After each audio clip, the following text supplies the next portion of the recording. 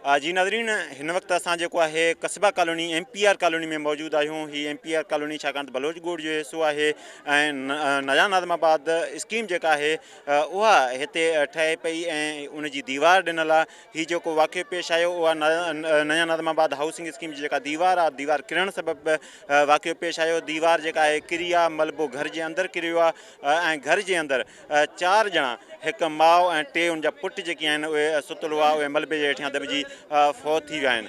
ही इलाइक़े वासी आहिनि, उन्हनि में सख़्तु कावड़ आहे, नया नाज़माबाद इंतिज़ामिया ख़िलाफ़ु सख़्तु कावड़ आहे, छाकाणि त हू चवनि था त हीअ पहाड़ी आहे, पहाड़ी जे हुन पासे नया नाज़माबाद स्कीम आहे ऐं हिते हिन पासे दीवार ॾिनी वई आहे। बरसातूं पवनि थियूं त बरसाति जो समूरो पाणी जेको आहे उहो MPR कॉलोनी में अचे थो। सिर्फ़ु हिकु स्कीम खे तहफ़ुज़ ॾियण लाइ जेको आहे MPR कॉलोनी खे न सिर्फ़ु बरसाती पाणी में ॿोड़ियो वञे थो, पर जेका दीवार ॾिनी वई उहा कमज़ोर थी वेंदी आहे त उनजो मलबो किरण सां बि वाक़ियो पेश आयो। दीवार अञा बि ॾिनल आहे, जेकॾहिं उहा दीवार अञा बि किरी त अञा बि वधीक नुक़सानु थी सघे थो। अचो त असां MPR कॉलोनी जा रहवासी गॾु आहिनि, असां उन्हनि सां ॻाल्हायूं। काफ़ी टाइम से ये हमारा मसला इनके साथ चल रहा था। ऊपर से पूरा नाज़माबाद ये माफिया है। नाज़माबाद ये 1500, ये जावेदान का ज़मीन था, सीमेंट फैक्ट्री का 1500 एकड़ था। 1500 एकड़ से इन लोगों ने 15,000 एकड़ कब्जा किया नाज़माबाद वालों ने।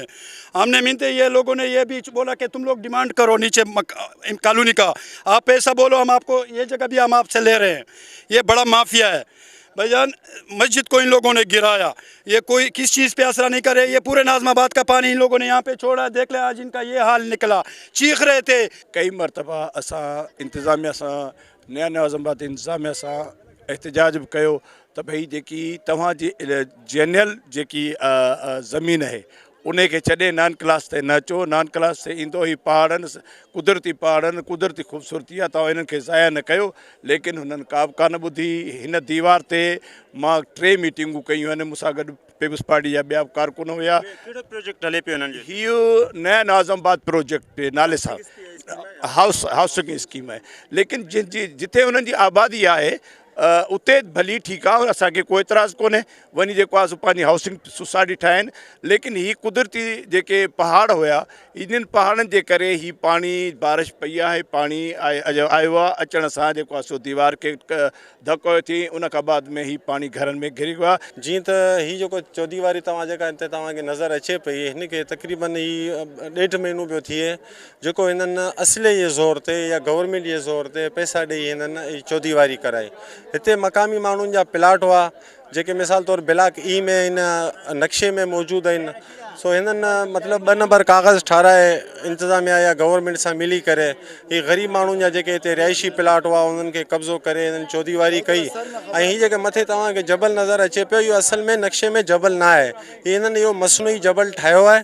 मटी मलबो हिकिड़े पासा खणी अची ॿिए पासा रखियो अथनि। ऐं सभु नया नाज़माबाद जो पाणी MPR कॉलोनी बलोच ॻोठ UC 11 जी ग़रीब जेको रिहाइशी इलाइक़ो आहे, पुराणो इलाइक़ो आहे, क़दीमी इलाइक़ो आहे ऐं उन में दाख़िल थियो आहे, जंहिंजे करे PR कॉलोनी अल्हम्दुलिल्लाह कानूनी कॉलोनी है, DC लीज है इसका।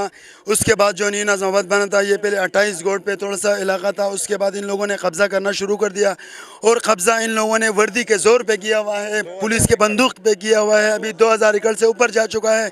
आज तो इधर 4 लाशें हैं। इस दीवार के साथ आप आगे जाए तो मज़ीद दीवार गिर सकते हैं, मज़ीद लोग मर सकते हैं। अच्छा, जब दीवार का मामला कंप्लीट हो गया, इन्होंने दीवार कंप्लीट कर दी, ख़त्म कर दी इन्होंने दीवार। लेकिन दीवार तो इन्होंने खड़ी कर दी, लेकिन दीवार के साथ जो यहाँ पे बरसाती पानी का जो मसला था, निकासी आप का जो मसला था, वो इन्होंने हल नहीं किया।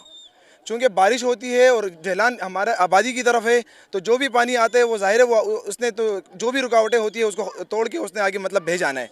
तो ये दीवार खड़ी करके यहाँ पे एक पानी जब जमा हो गया तो यहाँ डैम बन गया। जब पानी बराबर यहाँ पे जब जमा हो गया तो दीवार उसके आगे कोई सपोर्ट नहीं थी, तो जब वो दीवार टूटा तो ये सारा नुकसान जो है ना, ये दीवार खड़े होने की वजह से पानी जमा हो गया था। और पानी जमा होने के बाद जब प्रेशर बन गया तो प्रेशर के बाद ये घर के ऊपर जब गया तो ये नुकसान, ये जो जानी नुकसान हुआ तो ये उसी की वजह से हुआ। जी नाज़रीन, अवां हितां जे रहवासियुनि जूं ॻाल्हियूं ॿुधियूं। संदन चवणु आहे त नया नाज़माबाद जेको आहे उन जी इंतिज़ामिया हिकु त कब्ज़ा कया, घर डहिराए करे उते जेको आहे पंहिंजे लाइ ज़मीन जेको आहे उहा ख़ाली कराई आहे ऐं स्कीम जेका आहे उनजे लाइ माण्हुनि सां ज़ुल्म कयो आहे, घर डहिराया विया। ऐं हाणे जेको आहे दीवार ॾिनी वई, उहा दीवार बि गैर क़ानूनी ॾिनी वई। दीवार जो कुझु हिसो किरण सां बि नुक़सानु थियो आहे, जानी नुक़सानु थियो आहे। हिननि मुतालिबो कयो आहे त दीवार खे फौरी तौर हितां हटायो वञे, नया नाज़माबाद स्कीम के वधीक कब्ज़नि जी इजाज़त न मिलणु घुरिजे। ऐं गॾोगॾु